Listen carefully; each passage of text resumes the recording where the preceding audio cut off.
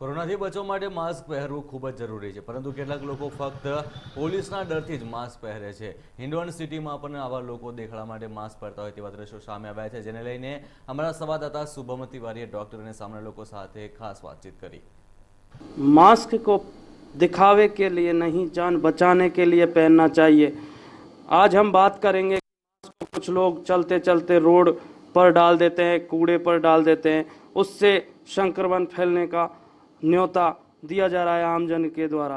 इसलिए आज हम बात करेंगे डॉक्टर आशीष शर्मा जी, जो कि कोरोना प्रभारी रहे हैं और कोरोना प्रभारी हैं, उनसे बात करते हैं।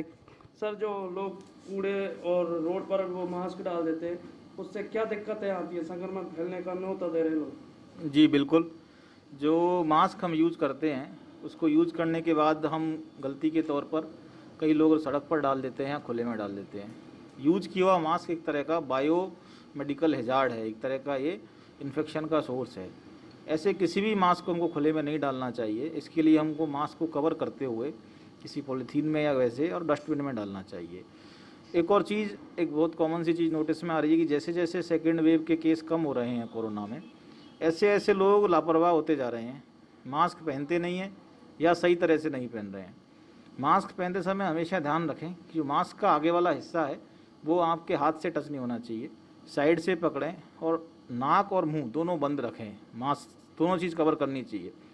एक और कॉमन पैटर्न जो देखने में मिल रहा है कि बहुत से लोग बात करते समय मास्क को हटा लेते हैं, वो सबसे अनुचित है, क्योंकि बात करते समय सबसे ज़्यादा ड्रॉपलेट निकलते हैं मुंह से या नाक से, और उनसे इन्फेक्शन की संभावना बहुत ज़्यादा होती है।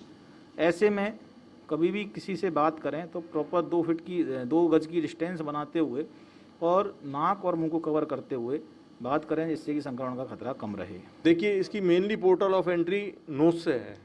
फर्स्ट सिम्टम जो होते हैं वो नोज में आते हैं आपको, और इसमें जनरली इसका नाम ब्लैक फंगस इसलिए दिया है क्योंकि ये जो ब्लड सप्लाई होती है फंगस, उस ब्लड सप्लाई को वहाँ ब्लॉक कर देता है, और वो ब्लॉक करने के बाद वहाँ पे ब्लैकनिंग हो जाती है। तो आपको ये अनकंट्रोल डायबिटीज़ मेलाइटस है, आपको ड्यूरिंग कोविड स्टेरॉइड दिए गए हैं और ऑक्सीजन लगी है, और आपको नाक में कुछ ऐसा लगता है जैसे अंदर क्रस्ट बने हुए हैं ब्लैक कलर के, या आपको नाक के आसपास सूनापन सा लगता है, या आंखों में दिखने में दिक्कत आती है, तो आप तुरंत, सबसे पहले मैंने बताया ना आपको, पोर्टल ऑफ एंट्री इसकी नोज से होती है। फर्स्ट जो स्टेज है वो नोज में रहती है, सेकंड आपके साइनसेस में आती है, थर्ड में ये आँख तक पहुँच जाती है, और फोर्थ में ये ब्रेन तक चली जाती है। तो आप फर्स्ट सेकंड थर्ड स्टेज तक में दिखाते हैं तो काफ़ी हद तक कंट्रोल कर सकते हैं इस बीमारी को हम लोग अभी इस टाइम पे। चलिए सर, बहुत बहुत धन्यवाद।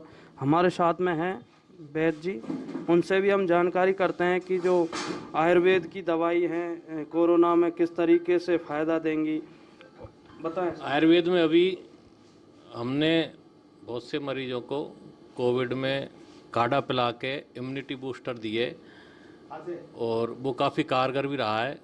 उसके अलावा पोस्ट कोविड जो पेशेंट हैं उनके लिए हम अश्वगंधा चूर्ण और अपने अणु तेल है, सनसमनी वटी है, ऐसे कई दवाइयाँ जो राज्य सरकार ने किट बना के पोस्ट कोविड के लिए भेजी है, वो दी हैं, और वो काफ़ी कारगर भी रही हैं। तो आगे अगर कोई पहले कोई पेशेंट आता है, उसमें हमारे बसंत मालती और जो वो है बसंत मालती और श्वास कुठार रस, वो काफ़ी कारगर।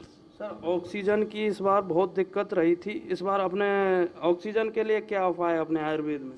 आयुर्वेद में ऑक्सीजन के लिए ऐसा कुछ नहीं है, नेचुरल तरीके से पेड़ पौधों के हिसाब से ले सकते हैं। बाकी हमारे जो श्वास कुठार है या श्वास काश चिंतामणि है, इनसे ऑक्सीजन का लेवल थोड़ा ठीक हुआ है कुछ दवाइयों। चलिए, थे आयुर्वेद के डॉक्टर प्रमोद शर्मा जी, उनसे हमारी बात हुई।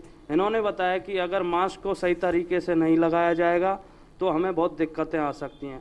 कैमरामैन चंद्रभान सिंह के साथ शुभम तिवारी, इंडिया न्यूज़।